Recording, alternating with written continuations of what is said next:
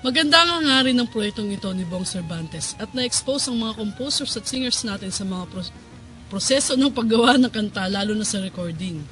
Nakilala ko halos lahat ang mga kasama dito sa compilation album na ito. At nakakatuwa ang dedication nila at porsigido sa paggawa ng kanta. Ang gagaling ng talent nila. Taos-pusong sumusuporta ang Radio Pilipinas sa proyektong ito. Patutugtugin namin ng walang pukna 24/7 pa ang mga kanta sa compilation album na ito sa Radio Pilipinas. Promise. Ako po si DJ Angela ng Radio Pilipinas. Bumabati na congratulations Bongski Productions at ang mga kalahok sa project na ito.